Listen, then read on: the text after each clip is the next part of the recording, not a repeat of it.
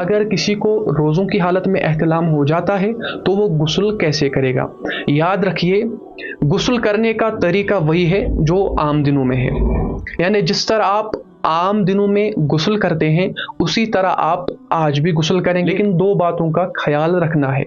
तो पहली बात यह है कि जब आप कुल्ली करेंगे तो कुल्ली में गरगरा नहीं करेंगे, क्योंकि अगर आप गरगरा करते हैं तो इसमें कभी अंदेशा है कि पानी हलक से नीचे जाएगा, तो अगर पानी हलक से नीचे गया तो रोज़ा टूट जाएगा। तो लिहाजा इस बात का ख्याल रखें कि कुल्ली करें लेकिन गरगरा ना करें, क्योंकि जो गरगरा करना है ये एक सुन्नत है, फ़र्ज नहीं है।